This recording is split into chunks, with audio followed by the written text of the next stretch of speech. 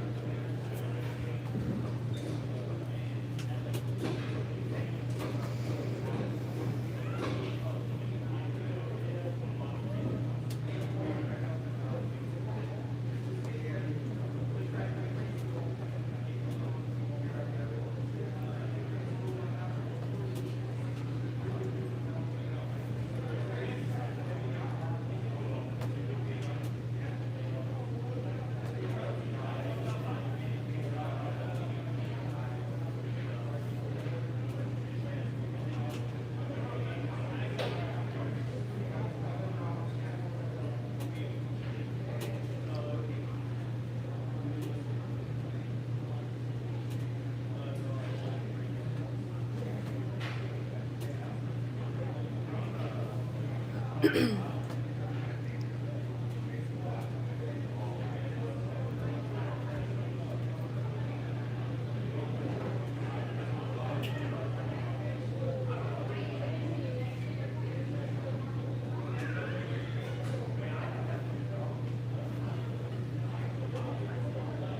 I go down there for the top 16 intros? Take you guys for a little tour.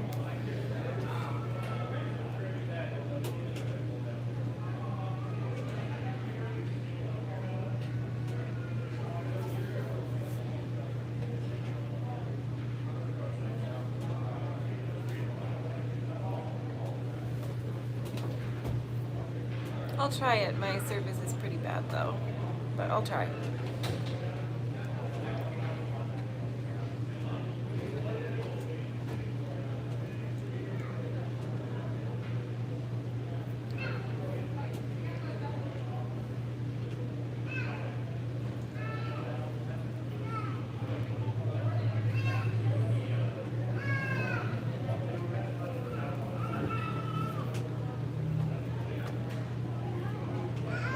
All right, that is the last driver we needed for our top 16 here. We do have Justin from the ECU and some of our staff girls heading down here to throw the shirts up to the bottom for you guys. So they will be thrown up from the bottom on this one. We don't want y'all to turn around and try to catch them all over.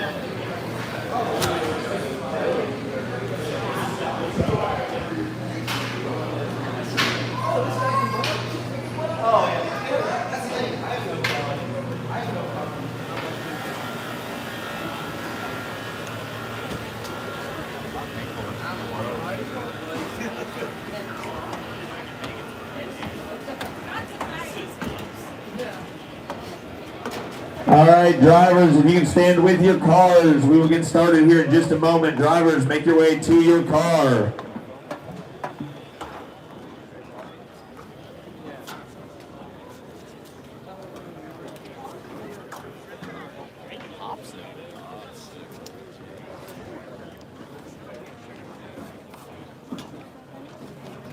I think they throw it from the top. All right, you guys, if you want a t-shirt down there by the front of the track, put your hands in the air. They're going to start throwing stuff down there. Go ahead. Get your hands up. Let's look for them. They're down by the catch fence. Here they go. Come on, get some distance on these, Justin. Let's get them out there. There you go. There's some more excitement. They're getting some distance on them now.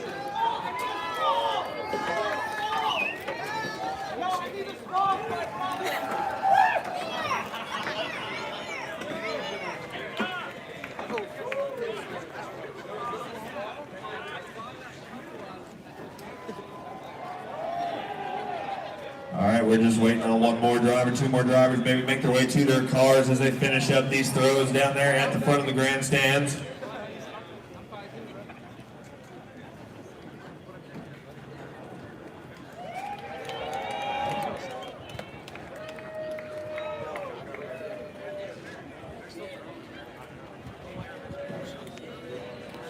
All right, we've got all of our top 16 drivers down here. So we're going to start from your left in the grandstands and go to the right with Hooman Rahimi in his Link ECU 370Z.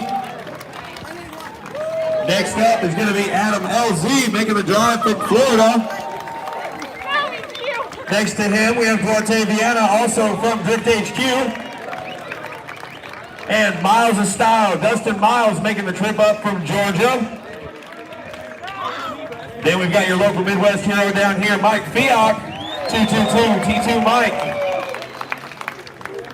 Moving on down the line, we have Derek Madison from St. Louis. Next to him, we got Pop Daddy, Jonathan Hurst from Paducah, Kentucky.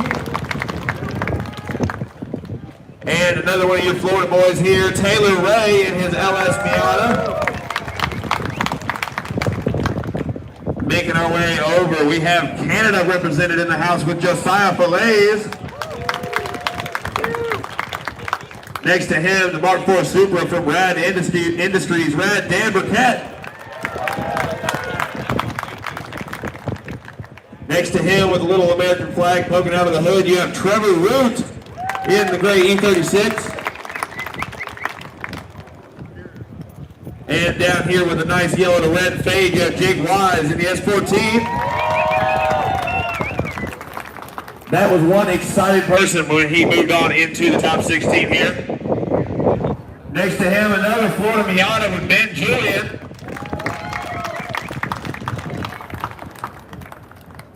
And in the garage district, E36, Rome Charpentier.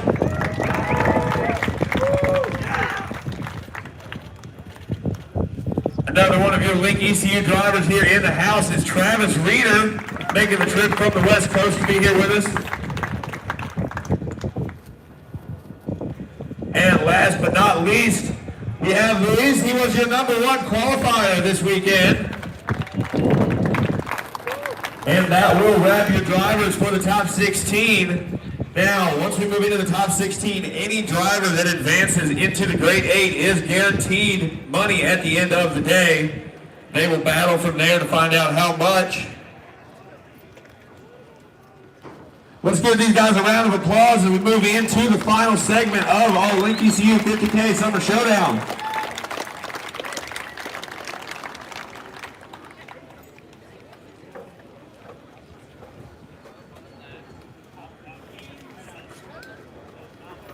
And all drivers, you have about 20 minutes to get ready. We will start at 4 p.m. with our top 16. 4 p.m. Guys, if you are not in the grandstand, this is what you do not want to miss. They've been heating up all day and it only gets better from here.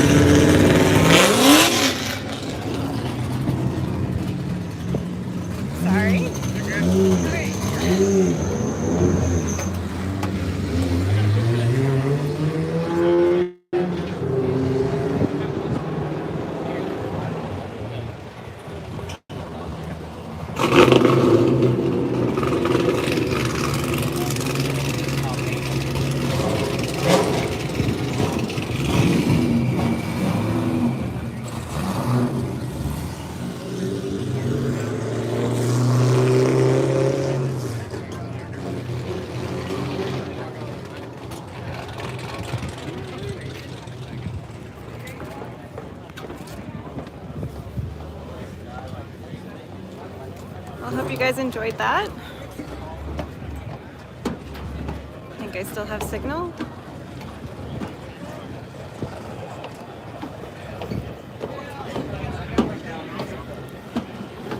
It's a high live stream.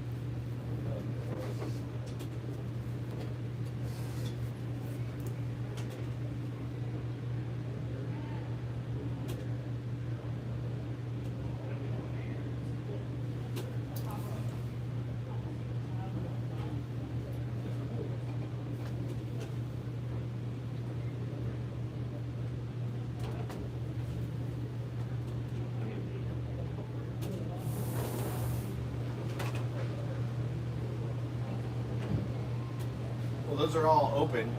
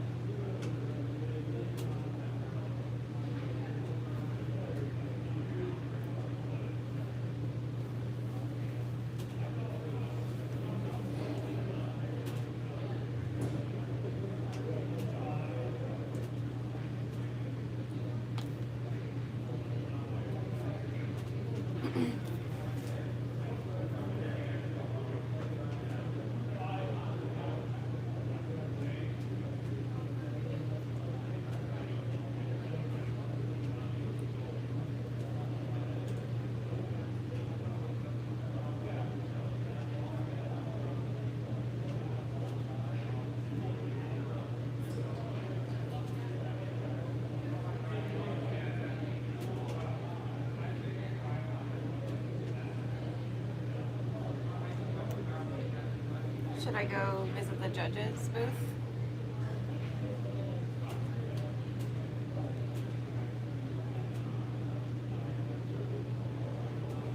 Yes.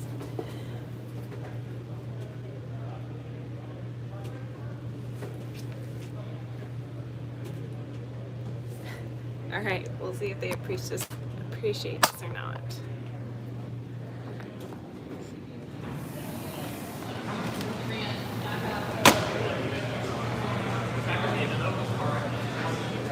Hello. Just on the live stream, don't mind me. Hi, Jeff. You're on the live stream. Oh, yeah. No hat? You didn't get one? Yeah. Weren't they throwing them out? There's one right there. Oh. Yeah, so there's water downstairs. Everything, there's like soda and stuff up here. Oh, fancy. It's a panel hat. Let's see how big my head is. I think I did it. Yeah, but no. Oh yeah, I guess. I guess. Like he went in, you know? Check. Yeah.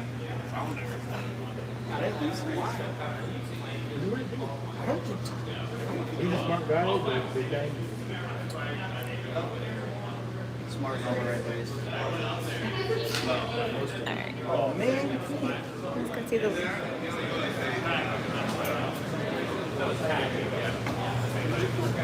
And we got the link booth over here. It's like my separator. I'm sorry. No, I'm just getting in the way. Don't mind me. You still take a video in real count. No, it's a live stream. Be careful. All the money you see in here. We're counting the 50K right now. Alright. I'm gonna post on Facebook. Just taking a little tour.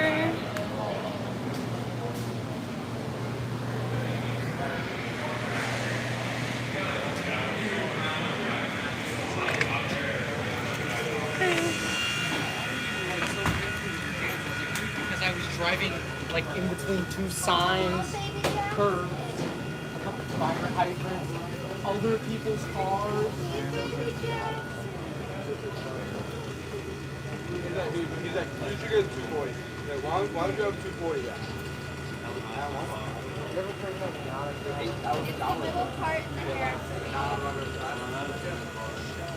Yeah, it was like, more than how much. He's like, that's what's coming. He's like, fine.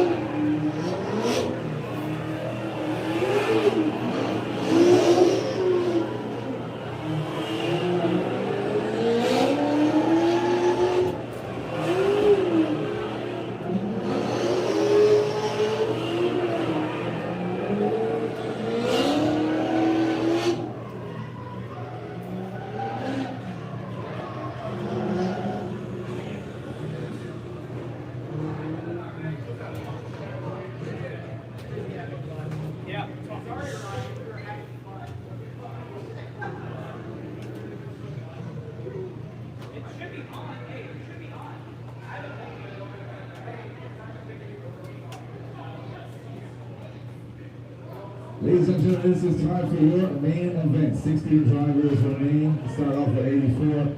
We got 432 now. 16 drivers going for that big prize pot. 25K up for grabs.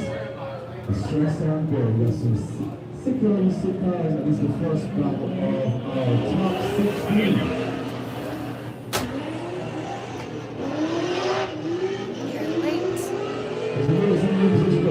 Stomping on that front brake, definitely got more power here. Lewis the highest. Oh, the front bumper taken off. And Josiah Fay's repetitive. He keeps it moving. That was going to count. Josiah got there a little bit towards the last outer zone. Look at this outside all. Looks like maybe 2 years off the track for Lewis in the lead position. Pushing really hard that red Corvette. What a battle to kick off our top 16. Josiah Fay is moving all on the track. That transition, a little risky.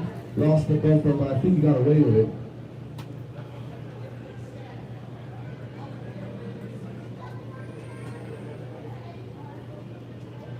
I barely got that. You got the important part, though. I don't think I got it. Okay. Let's hope it doesn't go to review. I hope not. There's a little look at the lead run to see if 2 wheels are dropped in the last hour zone. Josiah Fay didn't need that bumper anyway. Now you can get even closer. What?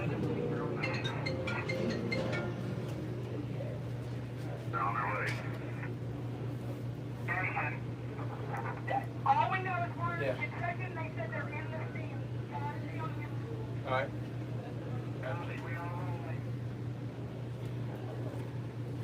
This is the same. It may be under the sand. Sometimes it's overheat.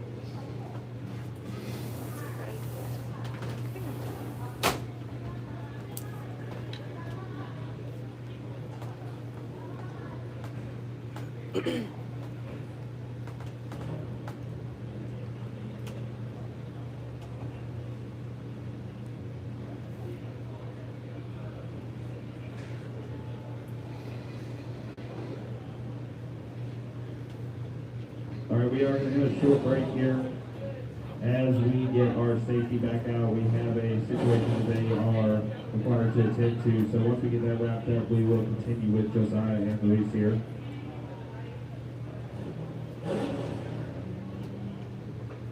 We'll send Josiah back down into pre-grid so they can rewarm their tires. This might take us a minute to get through. I've got radios.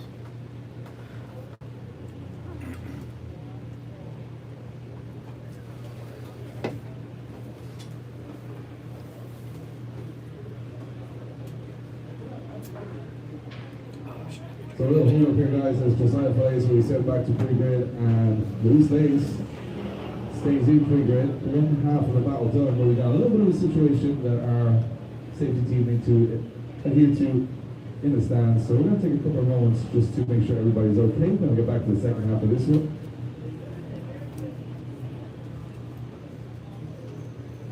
What we can take away from that first half of the battle, well, Josiah Fay is the only proximity, got on the door, got up close and personal, knocked the back bumper off the rear end of that Corvette.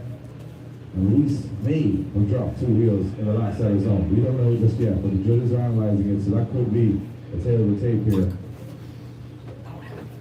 But every driver pushing extremely hard. Remember, at this point, if you win a battle, you're in the money. And from there on in, it depends how much money you can take home.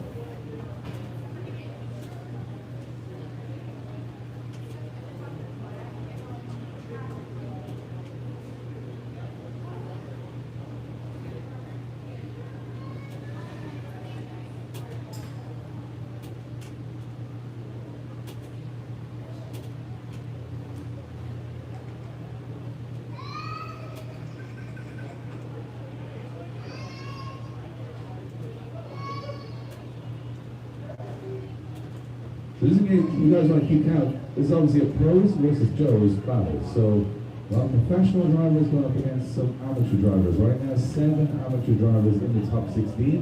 It'll be very interesting from here. See if they can take down some of the biggest names in the game. Those professional drivers, well, they're aiming for that podium. They'll be pushing hard on track. The entertainment value for the next couple, probably an hour or so, it's going to be insane. You guys are going to push to the absolute limits for your entertainment and try and take home that big prize. Yeah, it looks like actually the only pro-to-pro battle we're going to have here are 2 prospect drivers. We're going to have Human Rahimi against Dustin Miles, so that will be the only pro-on-pro action you'll have here for the top 16. It's fairly scripted that way. All Joes versus pros in the top 16. And we see some of the big names go down. We'll see one of those Joes or amateur drivers take down one of the biggest names. You guys are in for a treat for the next couple of hours as we head towards that big podium and that big prize here at the Link ECU Riverside 50K.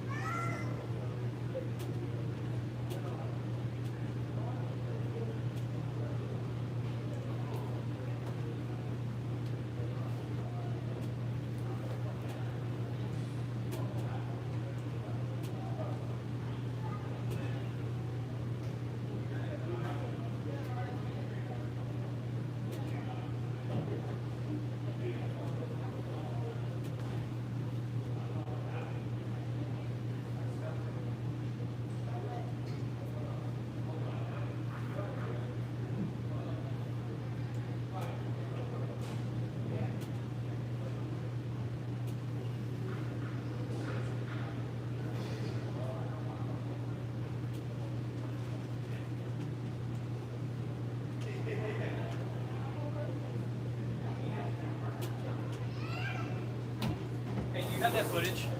Yeah, I do. I can record it off of this. Or I can video it, if that's okay. Or however you can do that. Alright. It was this battle, right? Yeah, that's like right where, just the beginning of it. I can HDMI into a bigger monitor Yeah. too, if you Is that want to do connected that. to you It is not connected yet. Hold on, let me press it. There was an HDMI here. Right here in the what? I think that end might be in there already.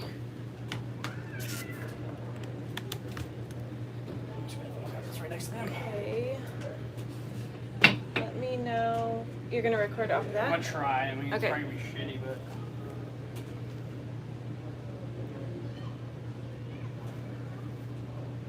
Your camera's much better. Can you go back in slow mo? Or Can you go backwards?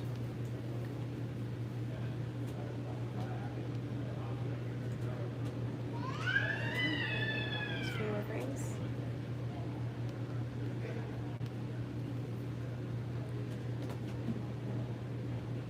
Cool. If not, keep it right there if you don't mind. Just in case they want to see better.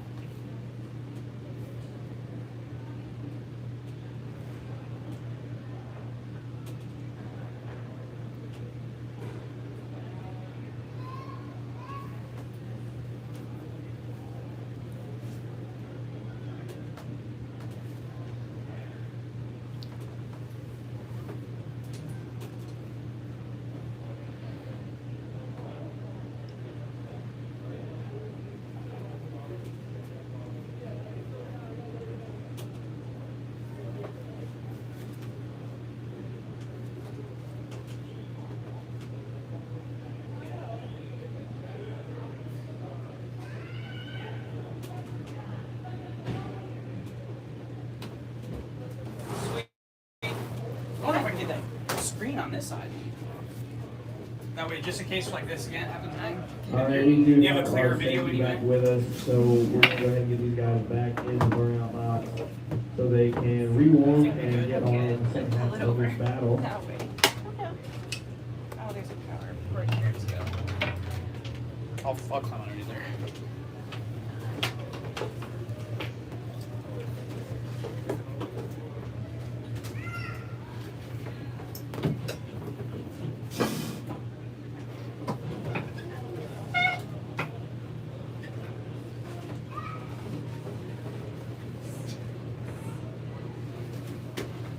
Reach when we can reach. Are we going in? Oh, no, not yet. We gotta wait for the safety vic. Someone almost got hurt already. So this is it? Angle it? Is that correct? It's not that one. I think it fell through actually. I just couldn't see it.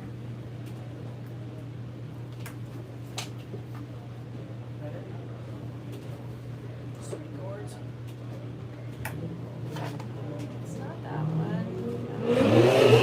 Luis making his way back up into the start line So it did fall. for the second half of I this think it did battle. fall, yes. Josiah is going to take the lead. Just remind you guys after the break. Yep. We don't know which way the advantage lies right now. We've got wheels off the track. We've also had a bit of a collision from Fillets into the back of Luis. So everything we play for in the second half of this battle, it may come down to this. Josiah in the lead position. He will have, in my opinion, the faster car here. So Luis is going to have to try and stay with him on that first corner before Steve issue. Lights are on and lights are off. Josiah Fillets in the lead from Canada. Picking up very early with initiation from Josiah Fillets.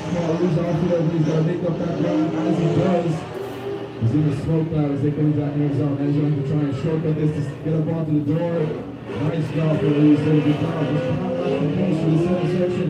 The Fillets going out to the wall. Nice move in here. There's an all the cross speed. And a good smell. Luis being left a little bit behind. Doing a good job of staying on the line, but not much proximity.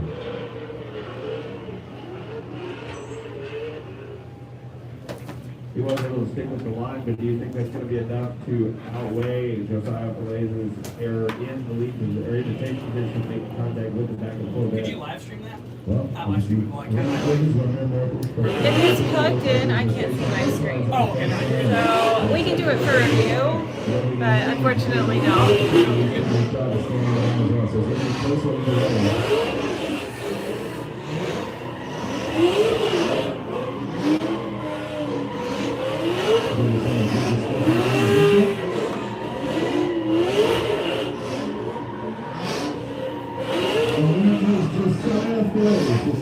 Just to win for a pair of these two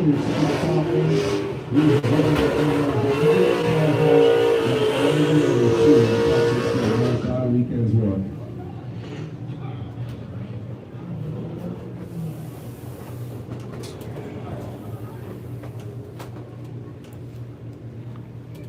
So Jude is saying that the collision from Josiah and wheels off from Luis can't see control out of the first round, and the second Josiah just having a stronger lead line. And Luis not able to make the proximity work for him, and that's how it works. We now move back to the start line for our next top 16 battle. For Derek Madison, in that Fuel S14, going up against Jake Wise. Jake Wise in an orange and yellow S14 as well. Here we go, Jake Wise in the chase. Madison firing in, not pacing that car. Wise now has to get Wise to it and get up close. Reverse side, just doesn't have the pace for the first corner. He's got to dive a little here. Madison transitions back, nice transition. Wise with an opportunity there to get back into this run. Wise goes around, but hesitates a little bit towards the wall. He's Madison pushing out to that last outer zone. Madison with a phenomenal run there. As Wise not doing anything too wrong, but just not getting close enough to force any issues there.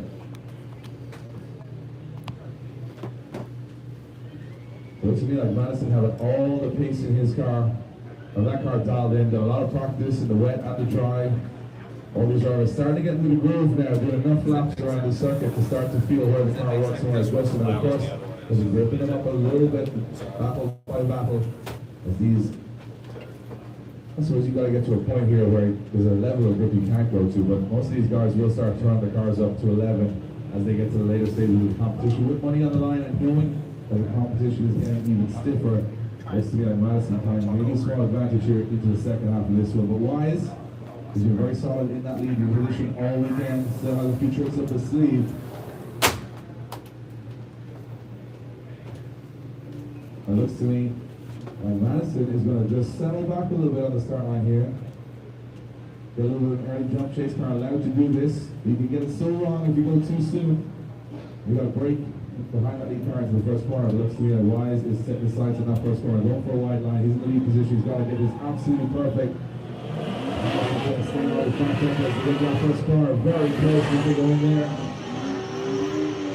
Making a nice swing for outer zone number 1, but Derek Madison sticking it a lot closer to the side of Jake Wise as what we saw in the previous run. A little more gap there into that outer touch and go, making a swing to outer zone number 2. Derek Madison goes deeper and closes the gap back up on Jake Wise, but not quite enough as they go into outer zone number 3. All on the outside edge from Jake Wise there in the lead position. Is it enough? Well, he did one run as part of the best run he's put in all weekend. Right to the end of the circuit, did everything he needed to do to lead.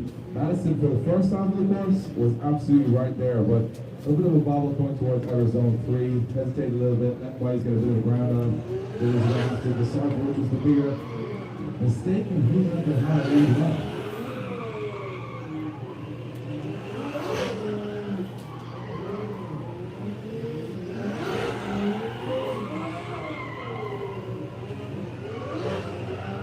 As we bring him up here to the line, we will advance Derek Madison into the grade 8. Derek Madison claims his spot in the grade 8, knocking out the other S14 of Jake Wise.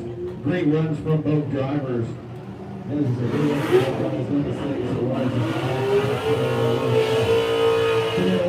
his chase run,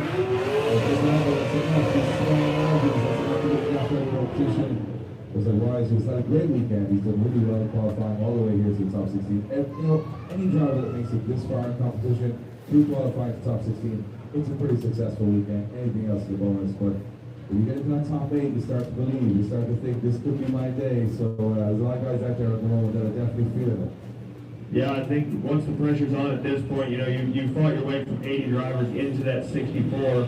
Now we're going to see Brad Dan lead Duarte Vienna on his run, trying to claim their spot, cementing it all the way out there at the outer wall from Brad Dan in the super run. Duarte into the wall in the chase position with that Drift HQ E46. Brad Dan drops one off in the lead position, but if he's able to maintain it together, he is sitting real pretty going into the second half of this battle. We'll give it to Duarte and see if he's able to make repairs on the vehicle.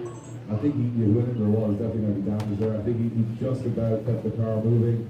I'm not sure he hit the front end off the wall. That's the real risk there. If you hit the back end, it's a quick repair. If it sucks you in, you hit the front end, that's a longer repair. You might not be able to continue the battle. I think what happened there was that Duarte got caught by the speed of Brad Dan into that first quarter. He came in faster than anybody we've seen there. Look, to me, I thought he was going in the wall, but once Duarte got there, he thought straight away, this is faster than I've gone in probably by 10 kilometers an hour all weekend.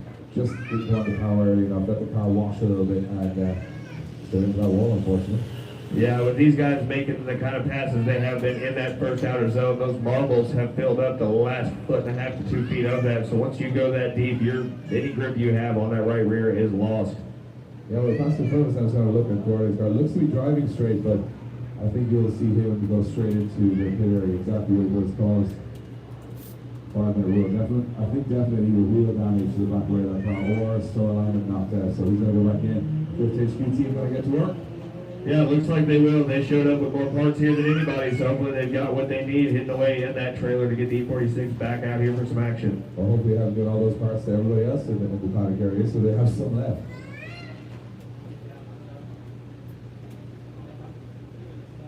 So we get confirmation that the tire coming off the rim on the back of Duarte's car. So tire off the rim, he's going to have to get a new wheel put back onto that car and get himself back out. If that's the only issue he has, he's done pretty good. He's got away quite lightly from that in time.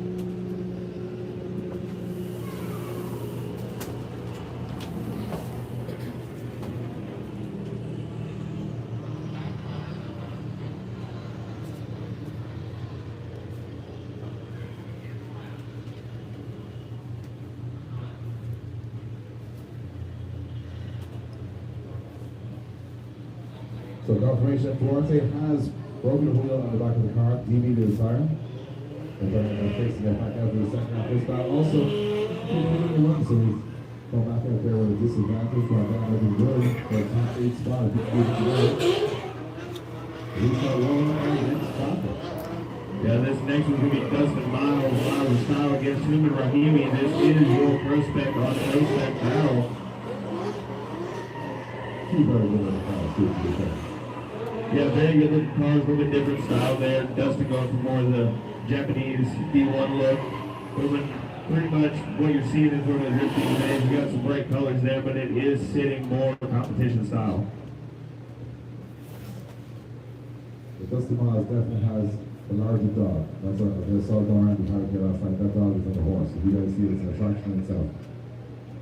But Dustin Miles, he was confident. We talked to him before top 16. He said he was confident. He was feeling good in the car. He said he won't be outpaced here. That's what he said. He's got it all dialed up to 11. So Human's going to have to work very, very fast in that chase position to stay with him here. Yeah, we have seen some good runs from Human going into that first outer zone. He's going in with a fair bit of speed and a lot of angle, which I feel like is what we're also going to see from Dustin here. So this might be a good matchup, as long as Human doesn't overshoot it in that chase position. This is off a lot of very quick there through the gears. Even our first corner fires in. Look at this one. Human almost makes contact, gets away with it. He's doing that all again. He's still getting away with it. As he fires in, but he loses a bit of proximity because of it. Dustin very wide from the outer, the kind of late transition back, and Human back into this one out the correct line from Dustin Miles there, but Human able to take advantage of it, up close to person on that last transition. Human leaving it late on the transition, probably just jumping over that bump a little bit late. A little bit scrappier around the midsection with nice first corner. Human's initiations, you know, it's a little bit scary to watch. Yeah, he definitely followed him in there with more angle in the chase position than what he had in the lead, and he's flirting with the edge of those marbles and all the burn-up tire that's at the edge of the track. So he's inches away from what could be the same outcome as Duarte in that E46. Well, that's the question. You say it's wild, but then if he's done it 4 or 5 times, is it just the way he drives? I feel like this track is really working well for him. We have had him out here for the 10Ks over on our other track, and this I feel like suits his driving style a little bit better than what we have over on the Motorsports Park side. For sure. I think the only mistake, Dustin Miles, nice first half of the course and towards the end, nice, but a little bit of a strange line through the center section. He kind of went very wide out air zone, late transition, and now Human to get up close to personal again. So judges will be watching all of these little nuances, making sure that each driver is doing exactly what they were explained to do in driver briefing in the lead position. So that line is almost locked in. I always think it's like it's painted. It's not really painted, but it's painted by the judges in their mind that they need to be in the lead position on that line, getting all those zones in the correct way, not just putting wheels in them. Right, and during our qualifying, we had weighted very heavily on line for this weekend, so that will be something that's going to come into play with the judges. So now we switch around. Dustin's got to adapt. I think Human's going to throw that big angle in again into initiation, so that could throw the chase car off quite significantly here if they think they're going in the wall or they think they're spinning. Yeah, that could be, if you make a huge correction there, any of that speed you need to maintain the proximity through the first outer zone is going to be gone, and you'll be playing that cat and mouse again for the rest of the track. There we go through the gears again. That first outer zone, Human thrown in a little bit less angle this time. He gets that wide early, very wide early. Dustin Miles right with him. Miles now forcing issues out in the zone, so make a big dog across that very late transition from Rahimi as he goes to that outer zone. Makes it work though. As Dustin Miles rolling Burners back into the chase position. Miles is leaving a bit of a gap here, playing a little safe to that last zone. As they both go across a great battle for both these guys. Very, very steely competitors. Yeah, for sure. I think that was definitely the best run there we've seen from Rahimi for the last corner there on outer zone number 3. Not quite that same angle like you said on outer zone number 1, but still good for both drivers. Yeah, I think it's going to be a tough one for the judges. The thing is, not a huge amount of mistakes. It looked like to me both of these drivers making a similar line through the course, so now you're just trying to work out who has the better proximity, who may battle here or there. You know, it comes down to the finest of margins, and the judges have to, weigh up all of those little errors. Once they roll the board, everything's better. You don't take that one, but who the errors in there?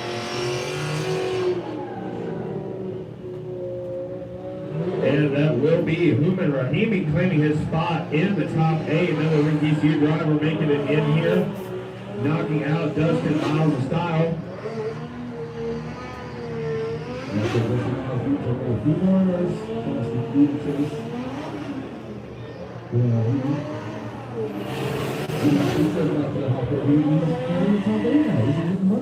Yeah, he's in the money, and he actually missed the whole first day of practice, so he was very limited on what his his time with this layout at this track. This is his first time with both, so good outcome. Next up, we are going to have Trevor Root leading Adam LZ in the Drift HQ E36. Yeah, the E36 fan, this is all for you, right? They're two very different E36s here. Yeah, two very different ones. That gray E36 from Trevor, LS Power Plant there. A little bit more simple on your Joe side of the bracket. Adam LZ more on the pro side there with that E36. Looking for the rifle initiation, being a little bit late, and trying to wind it in a little bit more driven out of these cars. He goes right into the slams. That left foot break as they come through that near zone. As he attacking, taking a risk here, making it work for as Trevor Root takes it perfect lead line at that outer zone. And as he gets a lot to work with here in the chase position, as he comes to that last outer zone. And as he forced these to get up onto the goal is for Trevor Root, right to the outer zone. Phenomenal lead and chase in that one. Judges nodding their heads saying that's exactly what we said you should do. Yeah, neither driver really giving up much there, so it's going to really come down to what happened on the second half of this battle, what Trevor can do in the chase, falling behind the Drift HQ E36 from Adam LZ. Well, I think what I was looking at there is how much left foot brake LZ was using, meaning that he's got a lot more speed in that car. And I think I would say he's got, maybe nearly double the horsepower. So that's going to be the issue for Trevor Root here. He's going to have to, I think, stagger the start line back a little bit, get in jump on it. He's got to make sure he's up on that rear quarter pallet as he goes into that first corner, because the rest of the course, he's going to a little bit. If it close up proximity, stay in the game. So if he loses them a couple of car lengths on that first corner, it could be curtains for him. Yeah, definitely with Adam holding the car back there, he's going to have to do a lot to make up for it because there's nothing stopping him in that lead position. Well, let's see what Trevor Root's strategy is off the start line. He's going to have to try and go as close as he can. As he's kind of been on rails all day, he's not made too many errors. There we go. As off the line, Trevor Root, the chase. So thank you can see the pace he good difference straight away here. As LZ throws that Arizona, Trevor Root trying to climb back in. He's there. If you can just make it snap the transition, it's a big risk of through the center section, makes it work, but spins out. Too much transition too soon. You know what? He had absolutely over. He knew from the first corner that he was down, he was at a disadvantage, he wasn't catching the new car, and he just threw everything like that in his zone. And you know what? If you're in that position, you know you're going to lose the battle anyway. If you're going to go across the lead, it was worth taking a shot. Just didn't work out for it. Yeah, unfortunately that will end the weekend there for Trevor Root. But again, any of these guys who have made it this far in competition have achieved something for sure worth taking home with them, qualifying against this pro field. And think about the experience too, going up against guys that are obviously, maybe in higher machinery, got higher accolades behind them, they've got a lot more professional driving. So basically, Trevor is just here, they've only worked in a year and a half. So a year and a half after starting from zero, to go here up against LZ, put on his door. It's a nice momentum to take home from the weekend. However, he's going to be Adam LZ getting the win. Adam LZ gets the win and goes through to the top 8. He's looking pretty unstoppable right now. Car's fast, he's hooked up. He's going to be a tough guy to beat later on. Yeah, for sure. And it looks like his teammate there, Duarte, did make the repairs to his E46. So maybe both of them trying to spot, but it's going to take a significant bobble or mistake, or a miracle from Brad Dan. Well, Brad Dan's in the chase, so this is, he's just going to follow Duarte here. If he doesn't make any mistakes, he's going through to the top 8. However, Dan's going to put a little show on here. He's going to get into the chase, so he's going to have to go a little bit close, take a risk. Duarte goes right off the end of the circuit. This is nice. From the Drift HQ guy, we see Dan just holding back a little bit. This is what he needs to do. Big dive from Dan Burkett as he takes a bit of a risk on the inside zone. Oh, Duarte rotates almost towards the wall, stays in just about gets it done. Right down making some evasive moves there to stay in the battle, but I think he's got the job done there over 2 months. Yeah, they both make it clean across the line, but with where Brad Dan is sitting and Duarte's contact with the wall, we'll wait for the judge's confirmation, but I do believe we'll see Brad Dan in the grade 8.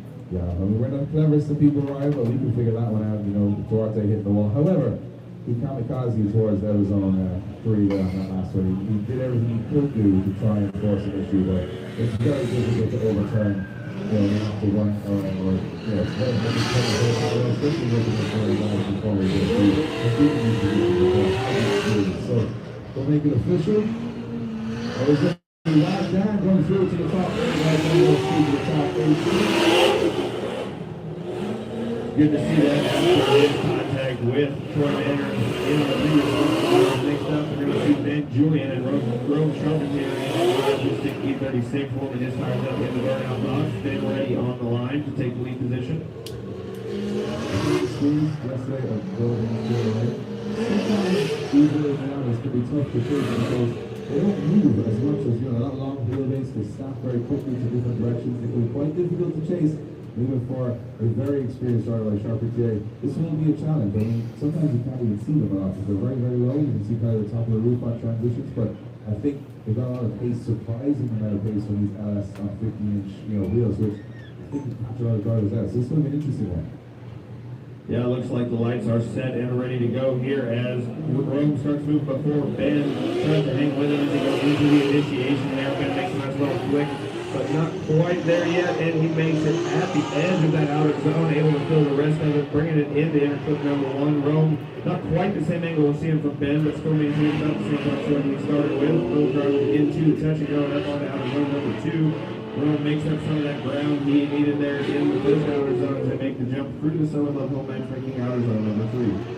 He has an excellent win for both drivers. Really, really good stuff. I mean, you can see Dan in the lead position. He was smooth. He was quick through the zones. He made no errors. He's really good at like jumping on and off the left foot brake for that first corner to balance the car. That Charpentier, he didn't overcommit at any point of the course, but he was there the whole way through, not making any bubbles, not making any errors. So I think that one's kind of even. Yeah, it's definitely going to come down to what they do here when we swap the lead for the chase. See where he can put that Miata behind the other E36.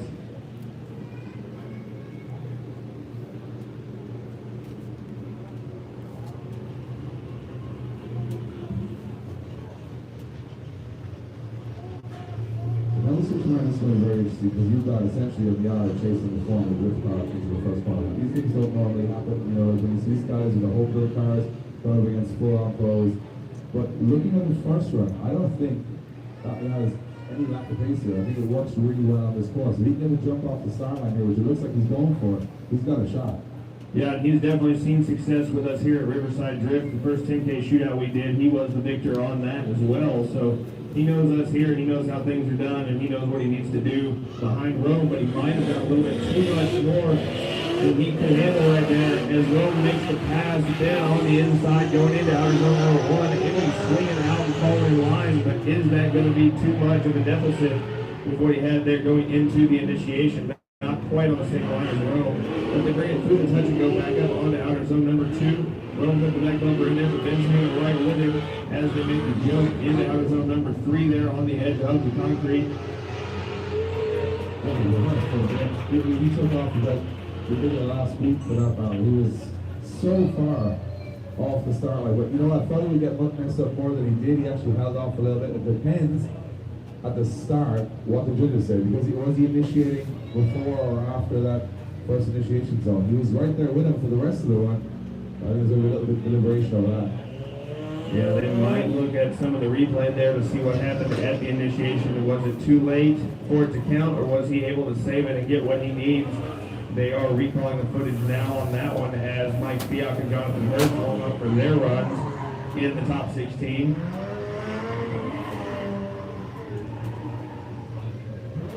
So I'm too sure what I will tell you, ballsy move from the start line to go that early. He knew he had a little bit of a deficit of power. He made up for it by going a lot earlier than the lead car, but you know, to keep it honest for Charpentier, he went full steam from the start. They both got into that first corner. I think proximity from there on both runs was almost even. So it's going to be coming down to that start line. Did he jump too soon? Did he make it unusual for Charpentier to say that Charpentier wasn't giving enough room to, you know, do a little weight transfer in there? That's what's going to be decided. Yeah, I didn't see anything that was different from Rome on his run up to the initiation there, so I'm not sure that it quite hindered his movement, but it is probably odd to see another car start halfway down the track ahead of you. Yeah. It felt a little bit like he was in the chase position going to the first corner twice, so let's see what the judges say. Of course, these are all huge moments for these drivers. You know, as you said, you win the battle, you go through, you get a little bit of money, and you start to believe that you can take home the big purse at the end. You get knocked down, it's not the end of the world. You've still had a top 16 finish, and remember when you go to 64 and 32, it's a lot longer of a competition, so you got to win more battles. So whoever wins There's a lot more battles, I think, than especially in Europe or in Formula Drift. You got to do a lot more battles here to win by the end. So it's trying to keep your head through all that.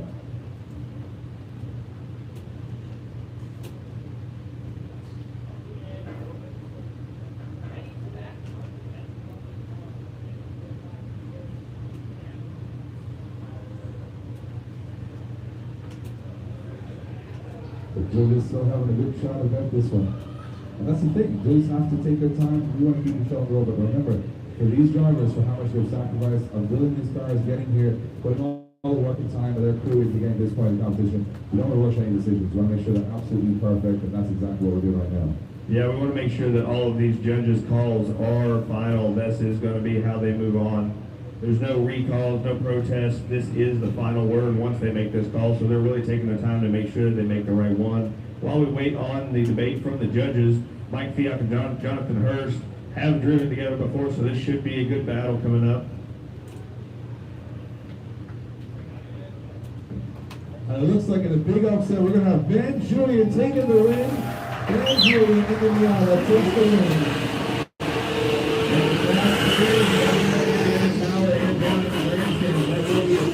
Making it in, knocking out Will. Taking that song from the podium and formally drift just a couple of weeks later. Anything can happen.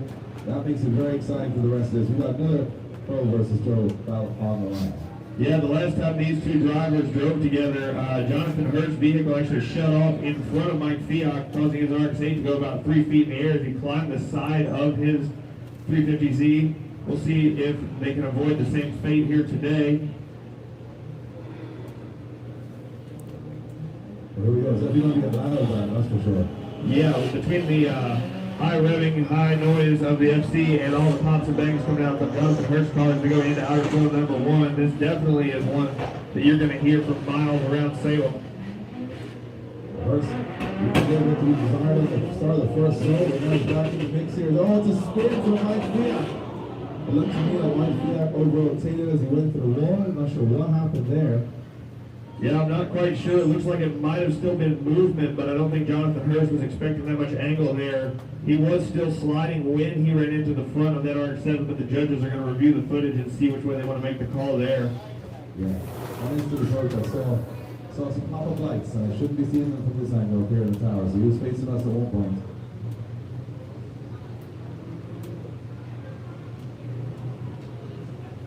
So, yeah, judges know it. Mine's worth it in this event, right? I want to do a lot of thinking, a lot of talking, and a lot of going back to what they said in the driver briefing of what is the correct way to go through the course. Obviously, what's going to be discussed here is whether my vehicle over-rotated or did Jonathan Hurst force that to happen. It was over the far side of the course, so we're going to review that, and we're going to answer very soon. Yeah, we might have to grab another camera angle on that one there too if the judges deem it necessary, but none of these drivers are really making the judges' job easy, like you said. There's not much cut and dry here. Once we got into the top 32, all these guys have been pushing incredibly well.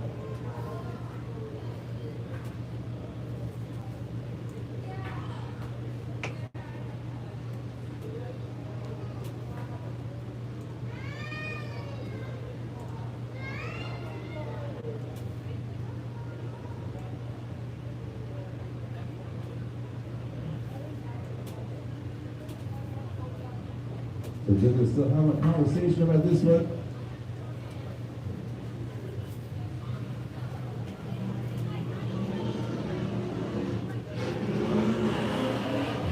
Sport 7.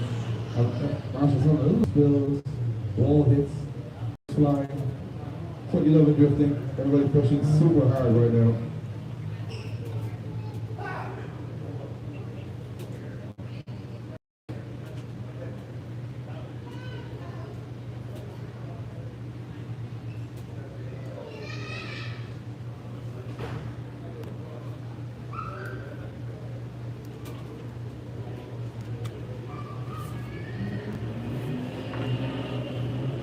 The warm-up is trying to see it.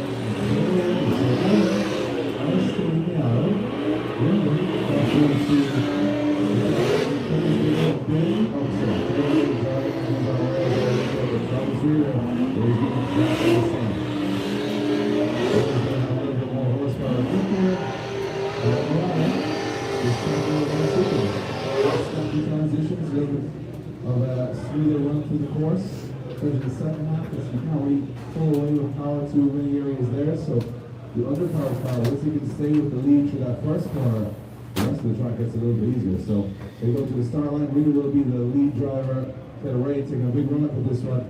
He's going to have to throw everything he can at Reader into that first corner.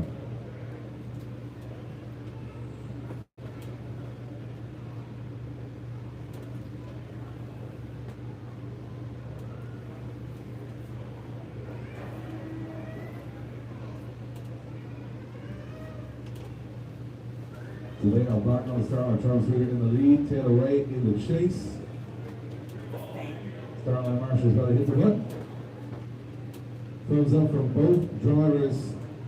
You can almost feel the tension in the cockpits from here because these guys want it real bad now this thing. So there you go. Taylor Ray takes off.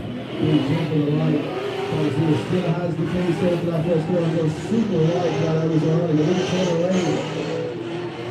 No left foot braking for the chase car. He has to use all of his power again. A big late dive for Taylor Ray. He's going to put it too late. They dive for his slow. He used that man for a moment, but he's back out, and there he is. The leader's on an absolute heater of it right here, right to the outer zone. Taylor Ray did a good job trying to dial off the bit arc. We'll try and stay with him. Kept some proximity, but not super close. Yeah, I think now it's going to come down to what happens when we swap the lead from the chase here, trying to keep Travis's car behind Taylor Ray in the slower Miata. When I say slow, there is no slow cars left in this competition. Slow by comparison is what we mean. We're talking 500-600 horsepower to 1,000 horsepower. So everybody's fast, but it depends how fast at this stage of the competition. Travis Reader doing a good job though. Lead run absolutely pinpoint perfect. Taylor Ray did enough throughout the whole run to stay in the conversation, but didn't do anything to force the advantage his way. Yeah, he's definitely going to be waiting for a bobble or something from Travis Reader, but like you had said earlier, we do see a lot of consistency from him this weekend. And coming off of the win at New Jersey, it's going to take a miracle for Taylor Ray maybe to make it through this, depending on how he can maintain in the chase position. Well, I'll tell you what happened earlier with Julian is the fact that you can underestimate these little guys. That can happen to Hillary Sharp. Yeah, he underestimated the pace off the line, left him a little bit of a gap and had to catch it up. Let's see what happens here. Travis Reader has been watching on, his team has been watching on, say, do not let that little guy get ahead of you too far. And notice that this is good. Reader fires in, Reader horsepower, Taylor Ray's Miata. Look at this. Such proximity from Travis Reader. Absolutely perfect for that race zone. Just backs off for a touch. Taylor Ray a great lead run here as well. Travis Reader had lots to run. He can keep chasing where he needs. Travis Reader, you see how just that little bit more pace to stay close to Taylor Ray across the line. One of the cleanest battles we've seen today so far. Yeah, for sure. Taylor put it exactly where he needed to be, and it put Travis in a great position behind the LS Miata.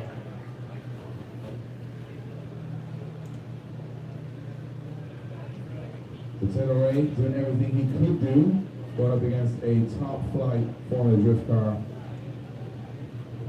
It looked to me like Travis Reader, not only is he in a top flight Formula Drift car, but he was able to manage the pace in a chase position, didn't make any mistakes.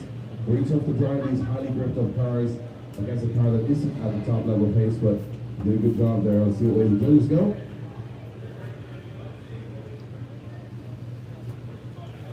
And Travis Reader gets the win. Travis Reader gets the win. He goes through to the top 8. Taylor Ray can be proud of that one though. Didn't make any mistakes.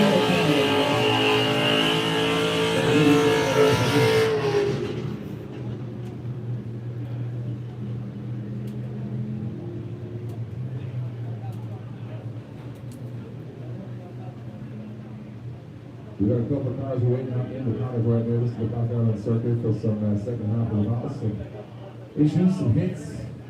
Well, they're driving super hard out there, so these cars are taking a couple of bumps. Some of the hardest working boys and girls in motorsport behind the scenes keep these cars moving throughout the weekend. All the teams, all the crews. We don't know them all by name in the grandstands, but they're doing just as much work behind the scenes to make sure everybody gets out on track.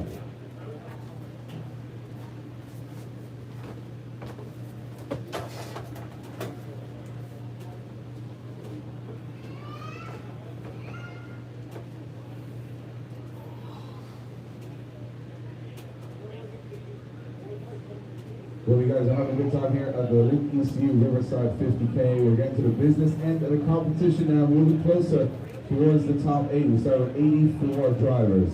3 days of drifting, and it all comes down to this.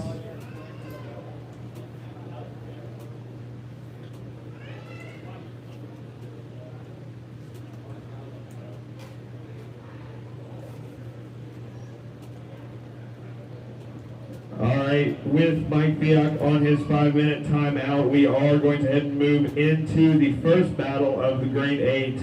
Josiah Fillets and Derek Madison will be the first ones up in your Grade 8, and then we will return to the top 16 to finalize Mike Fiak and Jonathan Hurst.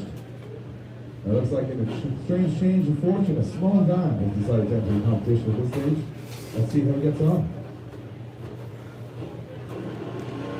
Either one of these goes up, this is going to be a very interesting battle. Two very similar cars, similar setups. A lot of horsepower. I'm going to try for this one.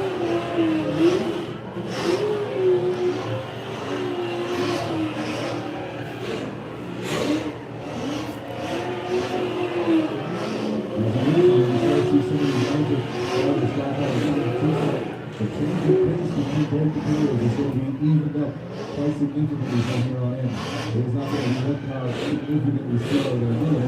If you do it from some very tight battles.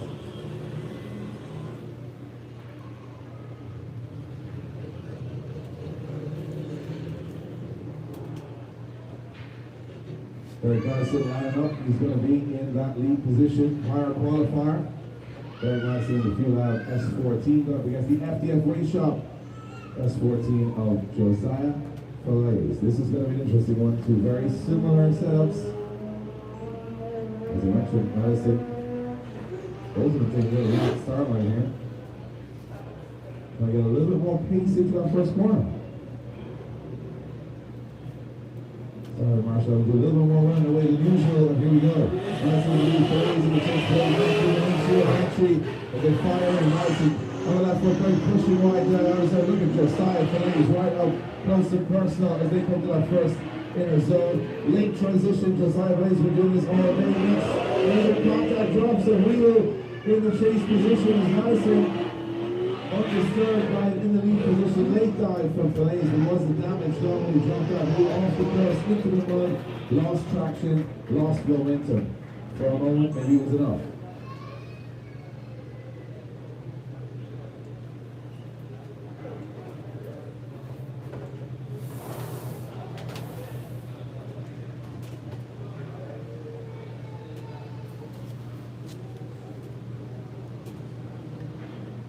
So interesting battle there. Josiah flying into that inner part of the track when it's really hot.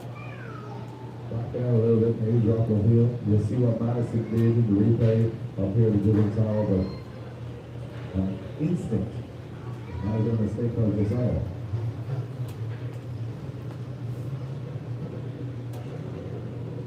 That's what happens when you're pushing that hard around the circuit, is at every moment it counts. And also remember that every time you transition the car to chase position, you get completely blinded by tire smoke.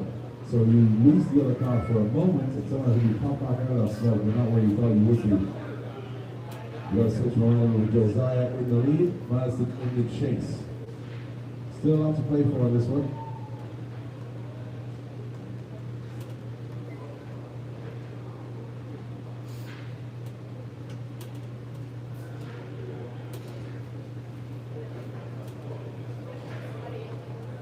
So Josiah and Madison just have a little up at the rear end of Josiah's car when he went to that Arizona. Did he drop one hill? Did he drop two? They're happy enough they made the decision. You know what that is just yet. It looks like they're already settled for the second half of this one. Josiah is going to be in the lead. He's going to be up and gone from that starlight fast into that first corner. He needs to pull. Right down on Madison here. He's got to back his way. Not playing ball with that theory. He goes in real close into that first corner. Madison firing up on the doors. They come towards that inner zone. Madison with a nice smooth chase here so far. Fillets nice little. Madison with a blue flag across the inside of the track there. Putting the course to try to stay as close as he can. Fillets wide to the outer zone. Nice lead run from Josiah Blaze. Did everything he could to try to come up back his way. But Madison doing a great job in the chase. Madison making that dive through the center course, but of course he had the proximity, so he was able to do it. Right, and it will be a deduction, but how's that going to work out against Josiah on that first run? Welcome back around for that decision.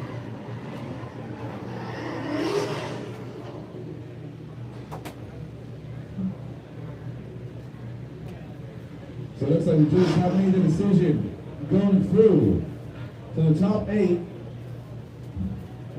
It's going to be Derek Madison.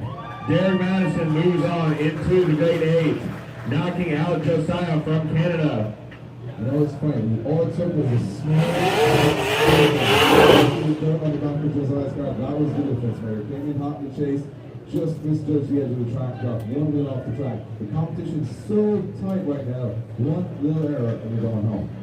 Yeah, but they're not going to be able to make any mistakes now that we're getting down into the end of this. It's going to be pretty tough drive. The drivers are going to be on spot, on line, and in all of the zones here in the lead position and really maintaining a good chase.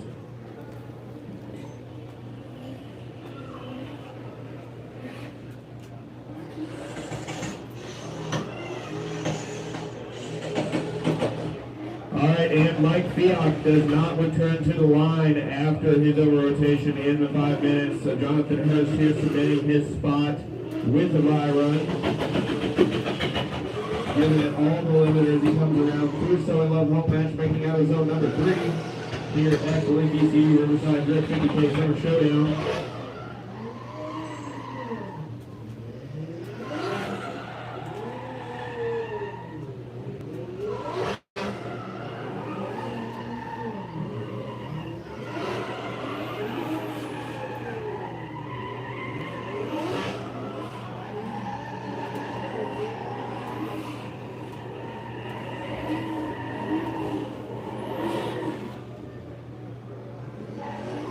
Alright, we are now down into the rest of the grade 8. Next up, you're going to have Dan Burkett leading Human Rahimi. Rad Dan against Tom Rowley and Human. Following them, you're going to have Adam LZ and Ben Julian, two of the Florida boys fighting it out up here in Indiana for that $25,000 first place prize.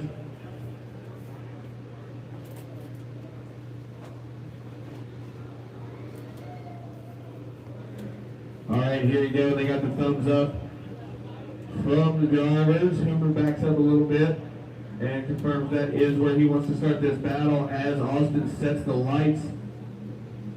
And we see Rad Dan and Hooman leave the line here. Rad Dan gets a huge gap going on to the initiation point there, swinging aggressively like we've seen him do all day into outer zone number 1.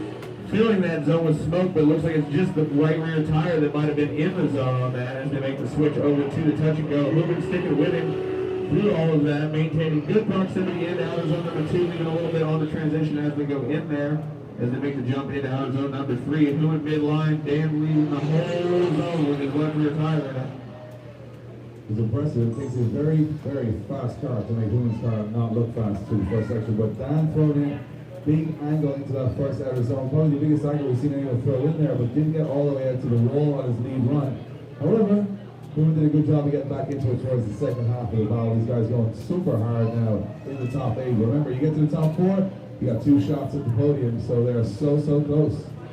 And this still is another type of different battle for these guys because Hooman, a Pro Spec driver, is actually running some different tires than Rad Dan, a Pro 1 driver in Formula Drift. So they're 2 separate tiers of another series here today.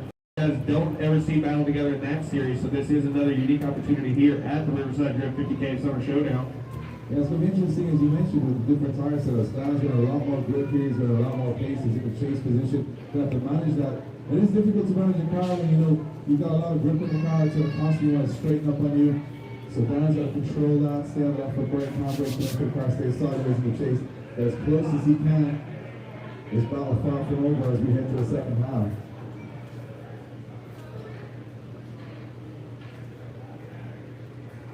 They line up thumbs up from the start line, Marshall. Looks like we are good to go. Remember, he will be the lead driver. He was throwing some big shapes into that first corner. Off the line, the door, you can see the notice of the cars. They change gears into the first corner. Big entry from Hummer Rahimi right out to the outer zone. Right down, got a little caught by it. He comes out here out of the zone very early, Hummer Rahimi. And down taking out that inner clip as they transition back very close in the infield. Caught the smoke over there as the transition's pretty late. Hummer Rahimi now starting to put a little bit of gap here towards the end of the run. Right down, thrown in. The big angle losing some ground. And we do see a foul from Rad down there before he crosses the finish line as well in that chase position. But Human Rahimi throwing down one heck of a run there this weekend in the lead position.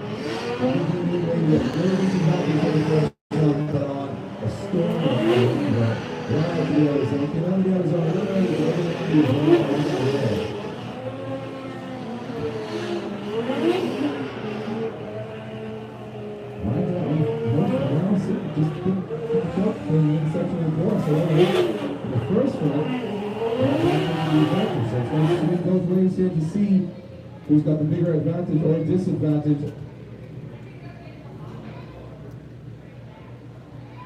So for the space in the top four, should we just have a look at this one?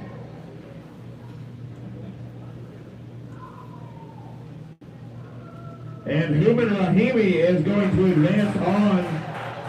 Again, lots of hands clapping up here as we have another guy from the lower tier series knock out one of his upper tier competitors. Getting pretty interesting right now. We see drivers that would normally stack up against each other. And now we're starting to see some upsets happen as Human Rahimi moves to the top four. We head back to the start line. Ben Julian in the lead in that last two round. I don't know if he's in the chase. LZ fires it really close to Ben Julian. Huge proximity from Adonai Z here as he almost makes contact, but just pitches the nose down, pull back that E36. Lately runs something off with Ben Julian as he fires back out to that wall. But look at Adonai Z right up onto the door as they come through the last section. Phenomenal proximity from Adonai Z, an amazing lead run for Ben Julian.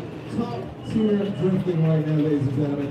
Yeah, let's get a round of applause for that run there. Both drivers putting everything on it right where they need to do on that. So that will be a great first half of this battle. Looking for that other spot in the final four.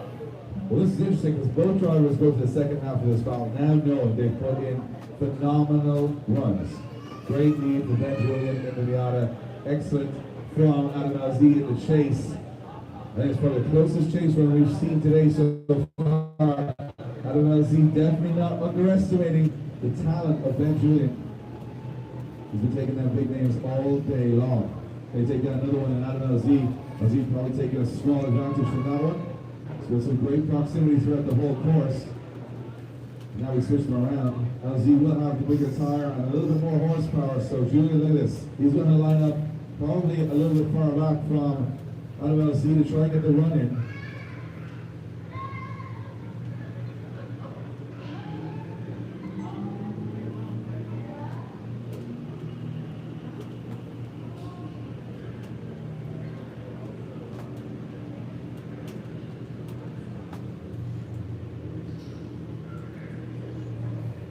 Adonai Z, you can see both guys looking for a big run up here to go into that first corner as fast as possible. That first corner is not a perfect gradient all the way around. You got to adapt the car to it. First half of that outer zone a little bit sketchy, and then it's nice and smooth towards the outer zone. So both guys want to get a good run in here. Ben Julian, is he out of the car right now? Looks like he's out of the car checking something. So it's a roof flash. So I'm not sure what the plan is. He just going to take the roof off? He has the option. He has the option to go roof off if he wants to. Just making sure everything is checked okay on the car. Of course, you don't want to fly off halfway through the run. Yeah, I'm sure if that one came off, somebody would not be expecting that. Luckily, he's in the chase position where it wouldn't fly into the car behind him. But I still think the Miata roof was designed for this kind of speed. No, I don't think it is. None of the Miata parts are designed for what they're doing here this weekend. And he's still in this fight for sure at the moment. He took down some of the big names earlier on. Can he take down another Adonai Z with a phenomenal chase run? He's got backed up now with a very good lead. Swinging in the balance as the start line marshal hits the button. Both these guys send it into that first corner. Top four goes up the ground here. Julian losing the ground here on the initiation. LZ fires in a huge speed. So Julian will hit the course, but he can't make it work. LC's so close to that inner zone. Junior turns eyes to the center section here just to get back into the balance. Got to kamikaze it a little bit here. As he comes through, it looks like he just does not have the pace for LZ's E36 right now. As LZ storms across the finish line with a huge cloud of smoke. And Ben Julian, the only time he got close to him was after the finish line on the bank. Thumbs up for both drivers. They're having fun out there, which is the most important thing. A good time. At this point in time, you can lose the battle by putting 2 good runs in. Not down to mistakes, and no mistakes from either driver in that one. But look to me, like LZ with more proximity, Julian just not having the pace.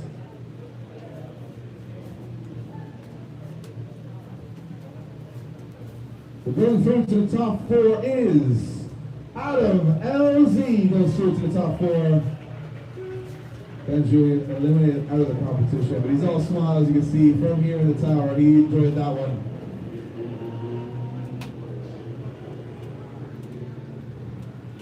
We're getting very close to that top 4. The big prize, $25,000 on the line for the winner.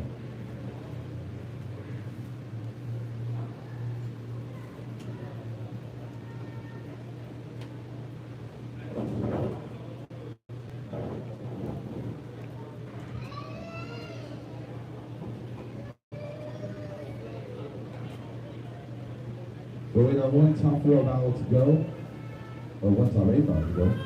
It'll be Reader and Hurst, all formally drift affair. Yeah, and from this point, Jonathan Hurst, Travis Reeder battling for that other spot in the Final 4, which actually results in the Final 4 being 2 Pro Spec drivers against 2 Pro drivers. So this will be an FD tier versus tier Final 4. Interesting, right? Nice to see these guys who normally don't stack up against each other during the normal regular season get to come here and see the difference, or if there is a difference between the Pro Spec and Pro.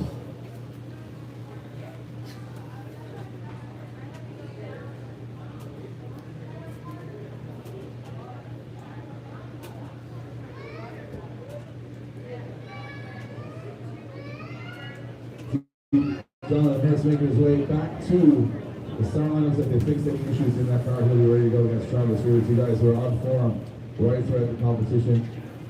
2 guys right at the top level of the sport, also going head to head. Also 2 guys at E46.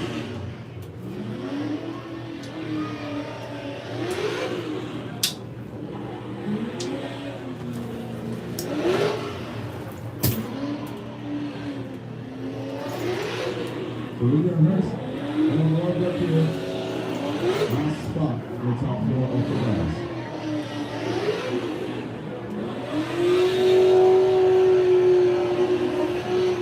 The other thing we have here, once we get into the Final 4, the other 4 drivers in the top 8 will receive their position off qualifying order, determining how much money they get for making it into the Grade 8. We will battle for 3rd place between our 4th, or between our 2 knockouts from the Final 4.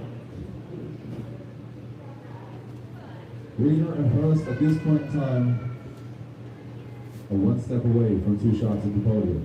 They've been on form all weekend, haven't made many mistakes, but 1 is going home here in the top 8. Reeder, the higher qualifier, in the lead position. Hurst in the chase, giving himself a bit of a run here. Reeder really fast out of the blocks. Hurst staying right. Reeder going to move the pull here very fast here. First corner is Travis right out to the outer zone. Now Hurst. Business picks up as they come to the first inner zone. Nice for both drivers. Big dive from Travis Hurst. He stays in it. What a phenomenal outside line from Travis Reeder as Hurst now stays in it. Look at this. Not backing off one bit. As Reeder goes very wide, drops off the track. And Hurst stalls up. Something happened there. Looked to me like Hurst had to back off a little bit as Reeder went too wide. Is that what happened? A little bit far away from us here to see it. We will replay it up in the tower for the judges. But to me, it looked like Reeder went a little too hot into that last outer zone, dropped off the circuit, and Hurst backed off to maybe avoid collision. However, we can't see it all from here, so we're not too sure. But it definitely was going to come down to that last outer zone. What happened there? Up till then, there's a heater of a lead run from Travis Reeder. Jonathan Hurst was right there on proximity the whole way. But it's coming down to that last 30 or 40 feet on this track, I think.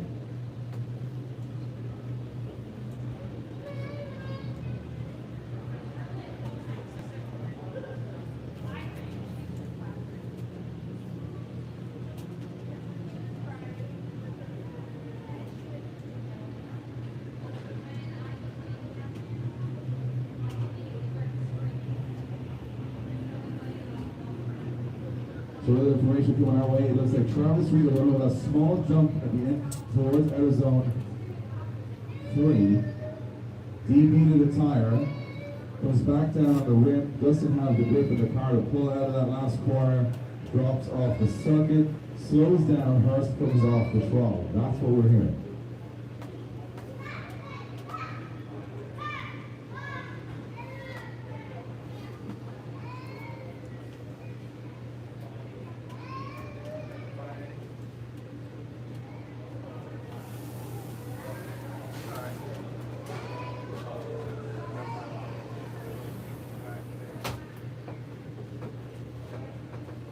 Jonathan Hurst will make his way back into pre-grid as we assess the situation with Travis Reeder. He has got a time off the rim.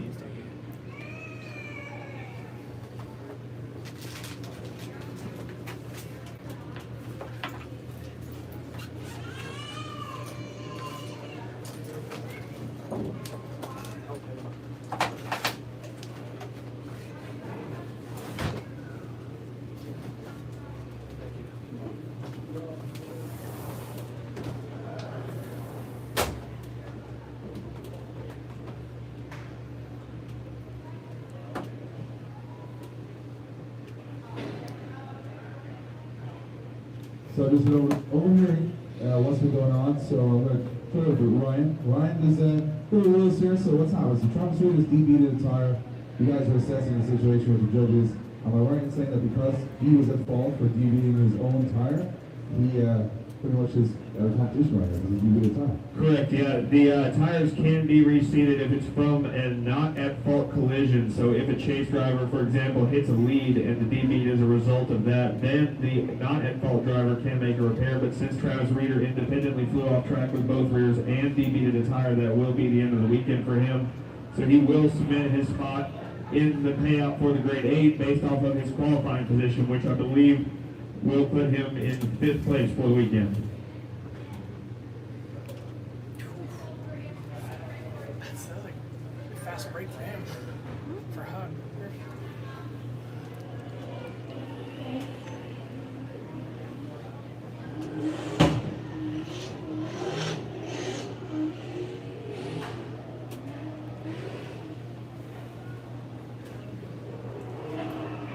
Hurst just putting in a run now. John Hurst will take this one final run to get himself into the final 4. Get another one of the challengers. Everybody gets the same racing time right there. As now we look at the whole grid from 84 drivers. Now there's 4 drivers for the biggest prize in the game. $25,000 up for grabs. 4 drivers who are still in the competition. It's getting exciting, folks. It's getting exciting.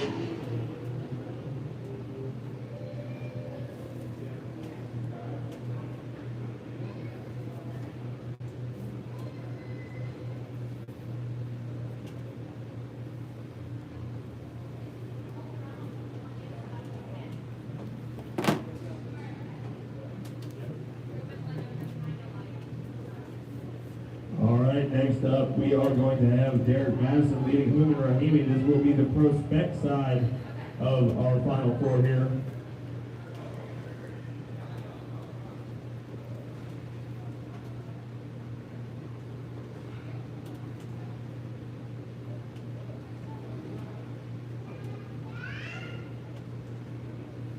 Derek Madison, your higher qualifier here. Travis Reeder, being your number 2 qualifier, did submit his 5th place finish there based off of the DB.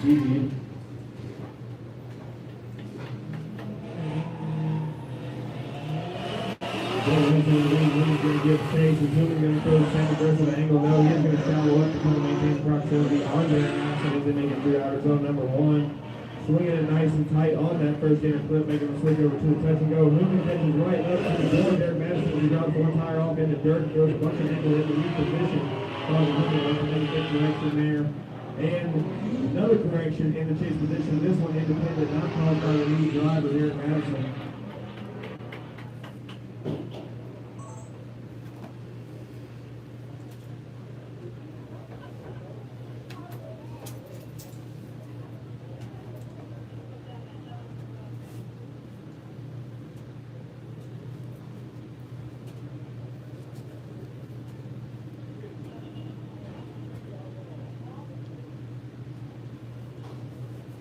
So again, as we bring it back around here, we do still have Travis Reeder, Ben Julian, Raddan, and Josiah Blaze in the money. So those guys will still get a payout at the end of the day today. We will have the podium ceremony down here on the main straight of the track where you see the backside of the Riverside Drift 50K Summer Showdown banner following our announcement of the top 3 once we conclude Final 4 and 3rd place battles.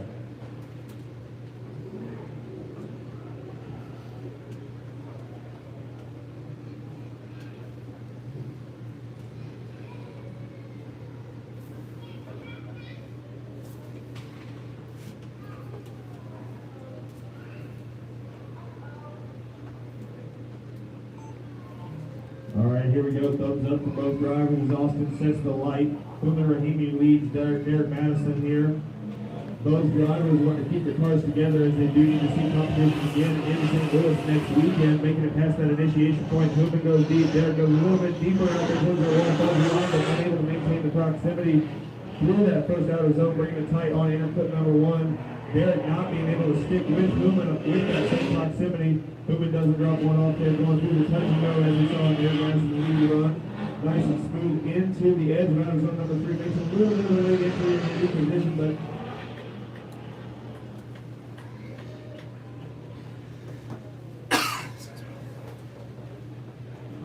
bringing them back around here. We will move one driver into the finals.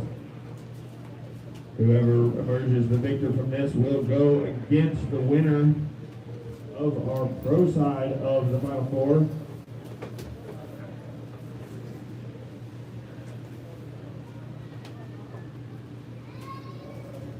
And moving on, claiming the first spot in the finals, it is going to be Human Rahimi from Nashville, Tennessee.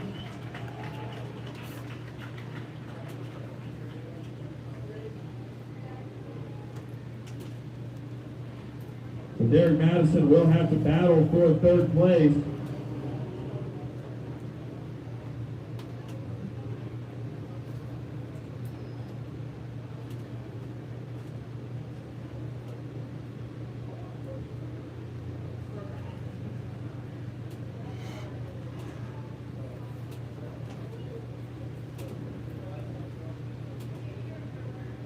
All right, next up, Jonathan Hurst is going to lead Adam LZ to decide the other driver in your finals. Then we will battle for 3rd place before your final battle.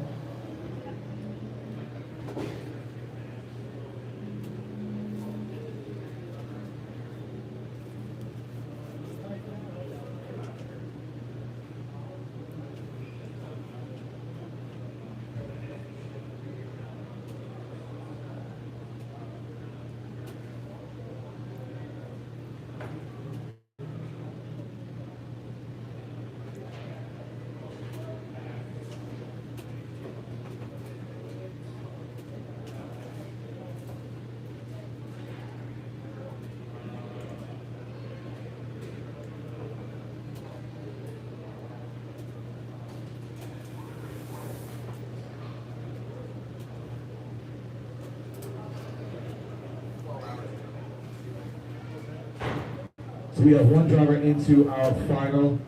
Rahimi did a good job there. Madison just not having the proximity, throwing a little bit too much angle into that first corner, losing a bit of ground. On this course, if you don't stay close on the first corner, it's really hard to make it up to the rest. And Hillman did a good job in his lead, very smooth throughout the course. Madison playing a little bit of catch up, but at this level, it's those small differences that can make all the difference. And he goes through to the final. Hillman's team wrenching on the car, making sure he gets fresh fuel and tires for the final. He will go head to head with the winner of our next battle, Jonathan Hurst and Adam LZ, to see who will go take that big prize, $25,000 here at the Riverside Drift. Link ECU 50K. Jonathan Hurst, he's on a confidence mood now. He's taking down the winner of Formula Drift New Jersey. And he goes up against another Formula Drift driver, Adam LZ. LZ, a very different machine this weekend though, and looking like he's on rails. It's going to be a very good battle here. Yeah, this will be a good one. BMW on BMW. Both of these drivers from Formula Drift Pro. Jonathan Hurst in his pro car, Adam LZ in ECU testing this competition. Adam LZ not getting too into the pro, he's under pressure, but very comfortable all his guys so far. Jonathan Hurst, we didn't see as much as we wanted to, not having to step it against Travis Rivas. A little bit unknown for both going into this. What we do know is what's at stake is he plays in the final. LZ and Hurst are one is bad right now. It's going from 84 drivers down to the final 4.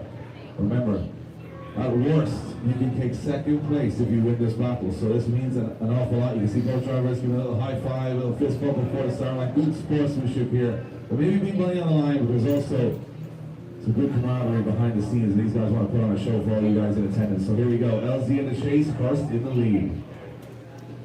We will see what the deciding factor is here. Jonathan Hurst does need to use this vehicle. Adam LZ does not need to use this vehicle next weekend at Formula Drift, as he does have an RTR Mustang. So maybe that will factor in on how aggressive he follows in that chase position here. But again, whoever wins this, worst case, they're going to get $12,000.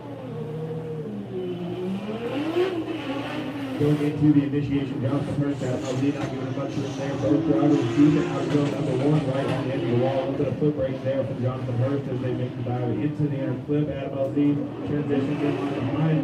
Jonathan Hurst is making his way through the touch and go up on to outer 1, 2. A little bit behind the track, goes up there. As far as they make the jump through outer zone number 3 and across the line. Keep running both drivers.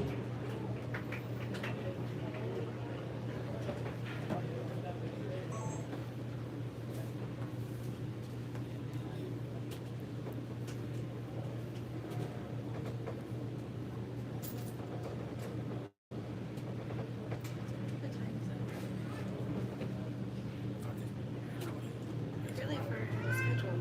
Yeah, I think because a lot of doers might be like this. One more time, they did one more time twice, so.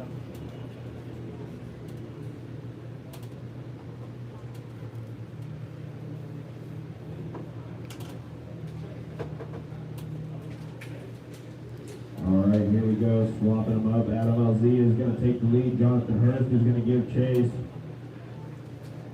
This will decide who goes against Cooper Rahimi in the final.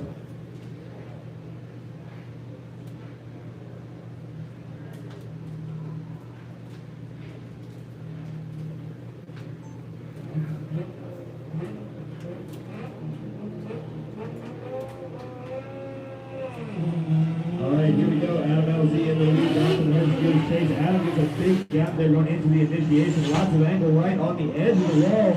In the lead position, a little bit of left foot brake before he stops Jonathan Hurst in his lead. Matching good angle for angle. It's about the same transition. Jonathan Hurst aggressively behind on the side of Adam LZ as they go into the touch and go. But it leaves some room to be the tire turn on zone number 2. Makes the switch across through the jump into outer zone number 3. Good look, Adam LZ still in. Jonathan Hurst sacrificing a little bit of line there to maintain proximity.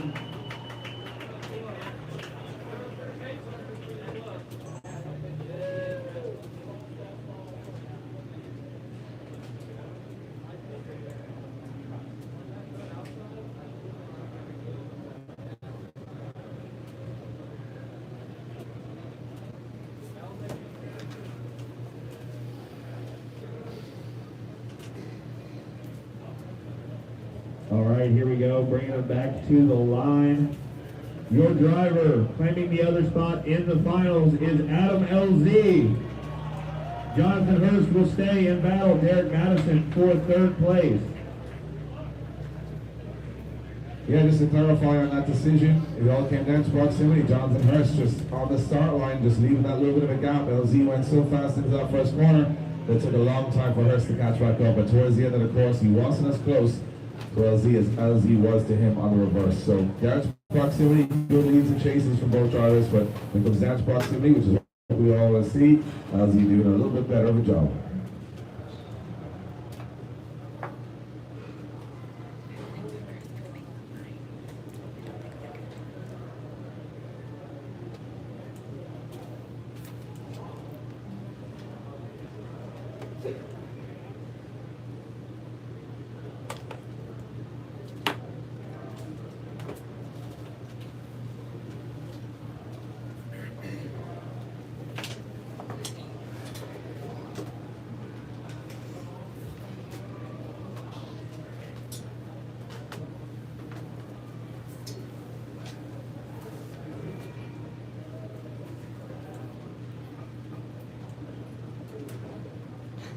All right, here we go. We're going to give these drivers a break. We can't run into the final part of these runs here, so they have 5 minutes to turn around and come back for the third place battle between Jonathan Hurst and Derek Madison.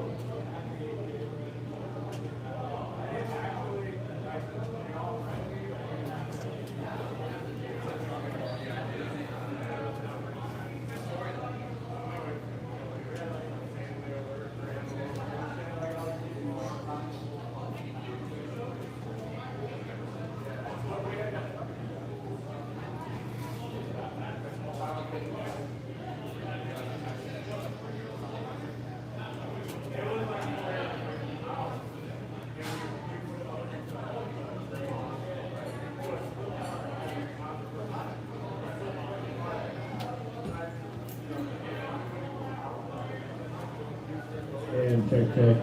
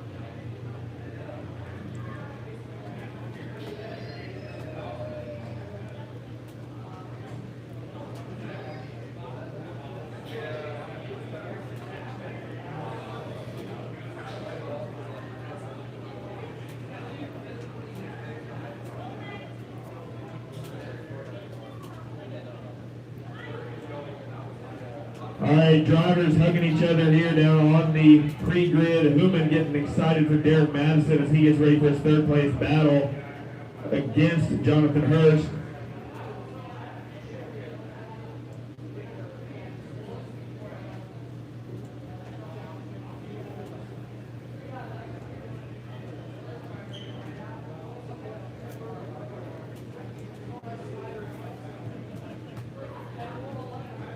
Hooman, can you hear us down there? How excited are you that your worst case scenario is $12,000? Look at him jump in.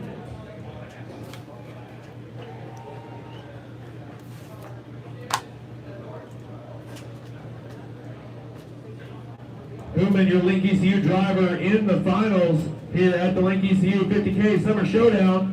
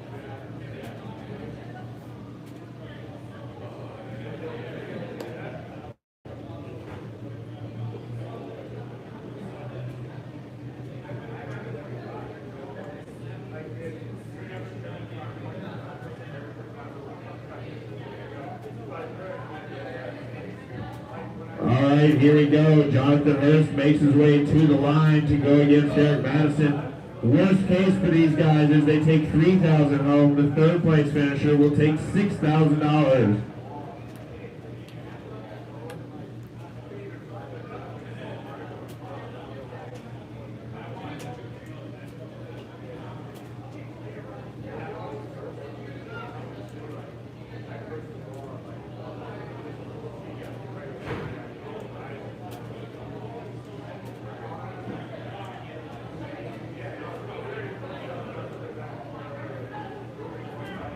All right, everybody, who's excited as we go into our third place battle and our finals?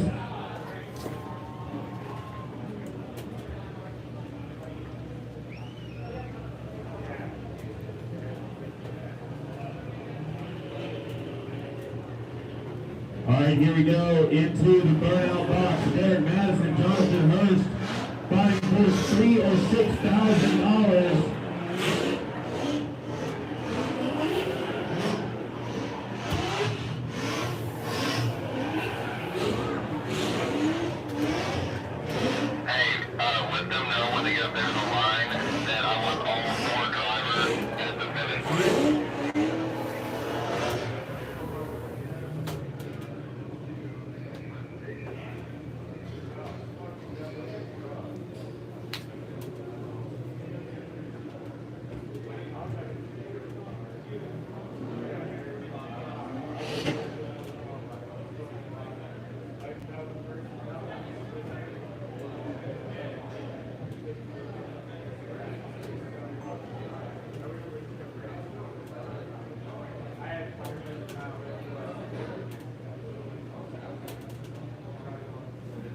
All right, here we go. First half of our battle for third place and $6,000 this weekend.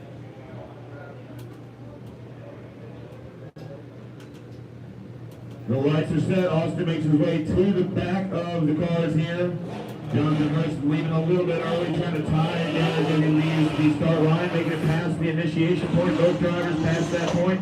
into outer zone number one. Derek Madison trying to carry out. Jonathan Hurst not giving him a ton of room. A little bit of surging from both drivers there as they make it past center clip number one, making the switch over to the touch and go. Derek Madison, Jonathan Hurst both on the edge of the asphalt. Jonathan on the inside line there, trying to maintain proximity with Derek. Derek in the outer zone.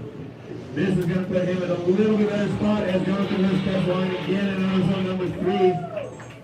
We're going to swap from lead for Chase. Who is taking $6,000 and who's taking three?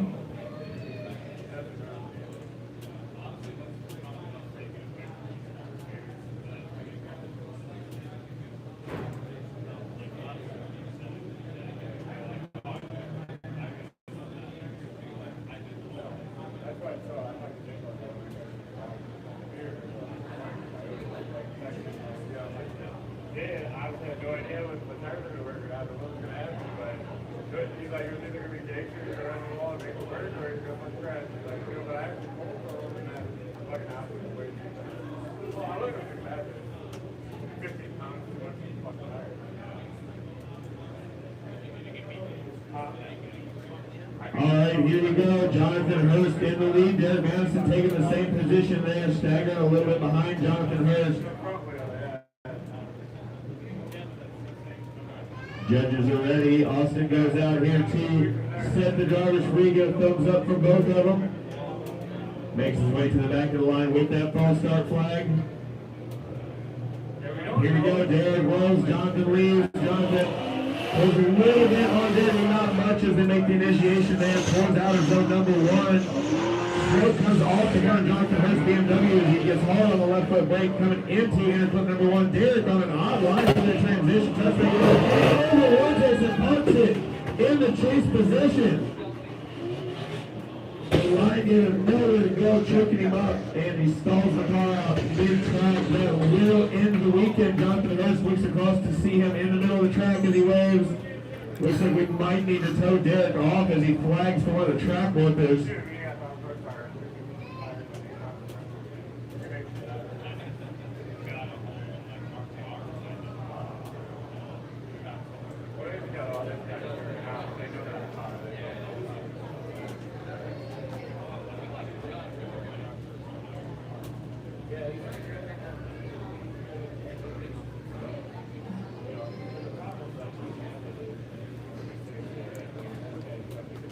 All right, that will be Jonathan Hurst claiming his third place spot here. And $6,000. As we get Derek Madison off track, he will claim $3,000 for the weekend.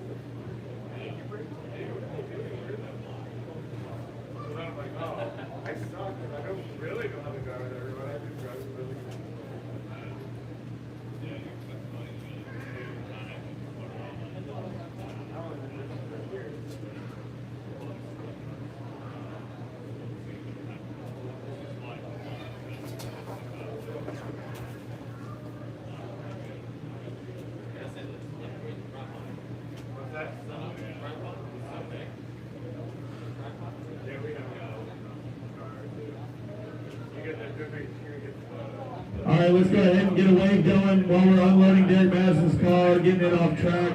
Come on, we'll start down here at the far end by the track entrance. Come on, start doing it. You all did it good yesterday. Don't let yesterday show you up. There it goes, there it comes, coming through the middle there, right in front of the tower. Woo! All right, bring it back, bring it back. Bounce it back down. There we go. There we go. Who's excited? Oh, come on, it's weak. Who's excited?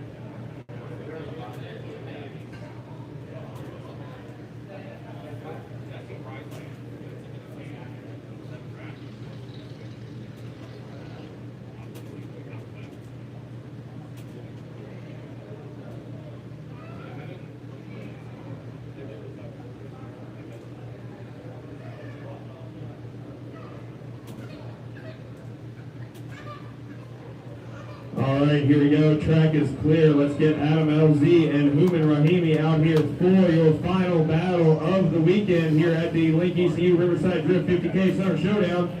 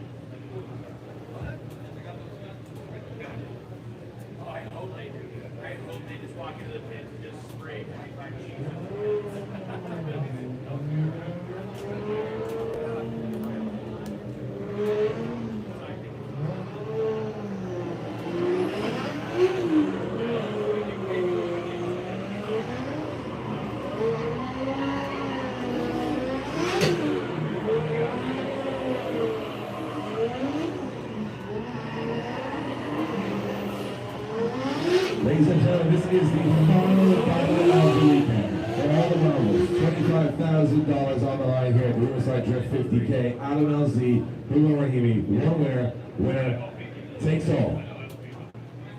Well, not all, because the second place driver gets quite a bit of cash too, but to be fair, these guys want to win this one. If you got this far in the competition, you want to be on the top step of the podium. Adam LZ has to put a foot wrong all weekend. Hooman Rahimi has been taking out big name after big name. He's got one more big name to take down. Or can Adam LZ take the overall win? It's the final battle of the weekend. All right, here we go. Adam LZ is going to lead. Hooman's going to give chase. For the rest of our grade 8, I'm going to need Travis Reeder. I'm going to need Josiah Fillets. I'm going to need Ben Julian. I'm going to need Rad Dan. You guys do have money to claim still, so make your way over towards the finish line.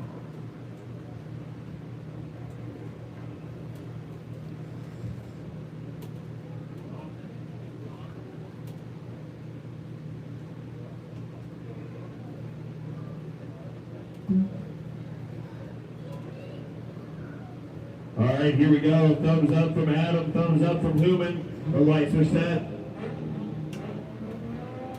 Here, rev up. Hooman leaves a little bit early. And Adam goes. Hooman spinning his high roll into the initiation. Adam LZ grouped up, making it into outer zone number 1. Hooman falls in line, but not with the proximity that we're wanting to see in the finals here. Adam LZ tight on that inside clip. Hooman makes his switch back onto the door of Adam, and he over-rotates in the chase position.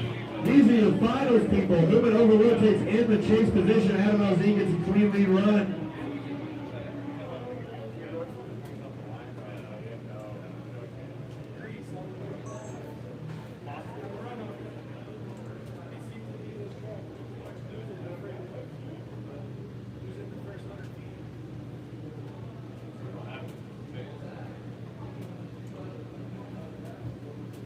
right, we're going to run the second half of this battle. Then we will announce your winner of your finals in front of the grandstands. Following that, we will do our podium ceremony on the main street of the track in front of the Riverside Drift Link ECU 50K Summer Showdown banner for payouts and champagne.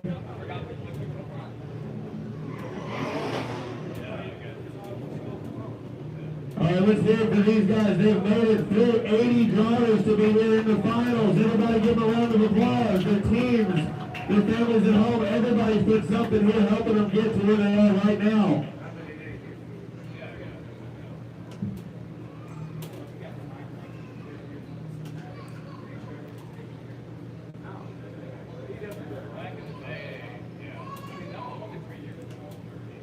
All right, here we go. Thumbs up from both drivers. Pro Spec versus Pro in Formula Drift. Human Rahimi in the lead. Adam LZ gives chase, and there's a flag on the start. Human leaves before the lights extinguish. So we'll return to the line and reset. Again, this isn't 3 strikes, you're out.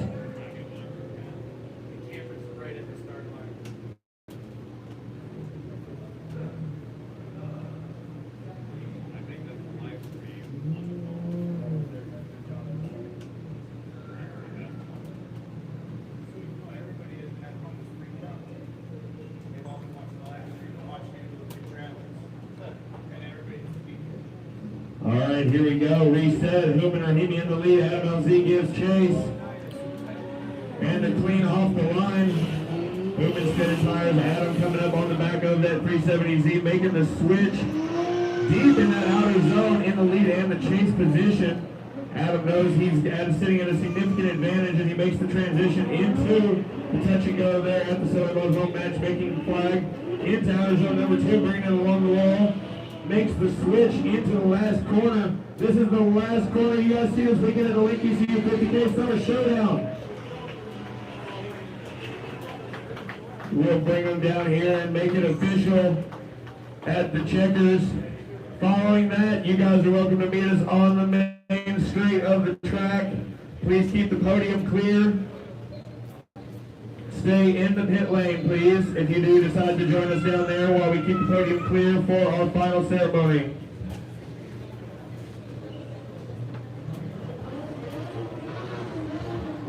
All right, bringing them in here, we'll make it official. We got both of these guys. You got your Formula D Pro, your Formula D Pro Spec, your Link ECU driver there, and Human Rahimi, and your winner this weekend for the Riverside Drift Link ECU 50K Summer Showdown is Adam LZ.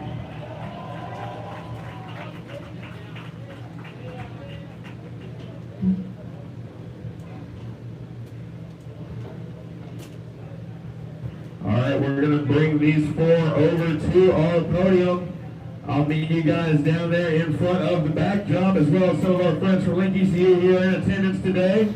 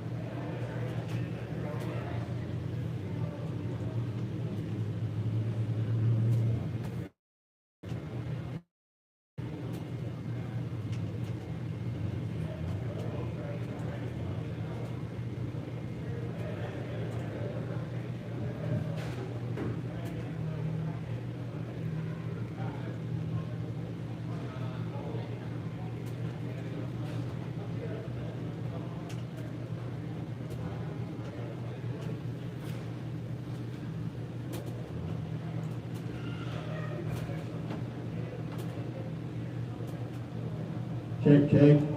All right, everybody down here on the main street, let's hear it for these drivers this weekend. A lot of your final drivers are risking their Formula Drift weekend next weekend to bring you this action today.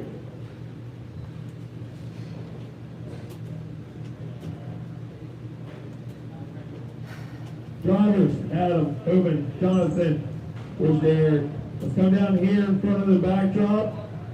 We'll make it official.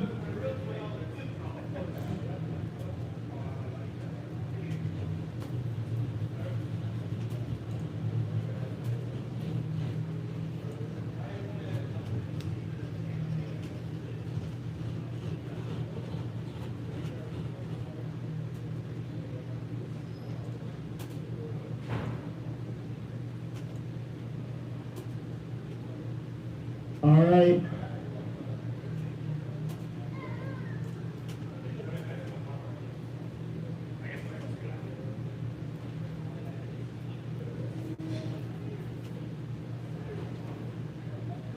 All right. We're going to go ahead and do fourth place first. Derek Madison. $3,000 in cash.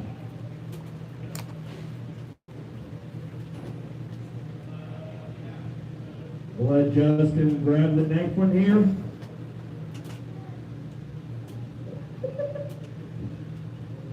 All right, third place, $6,000. Jonathan Hurst.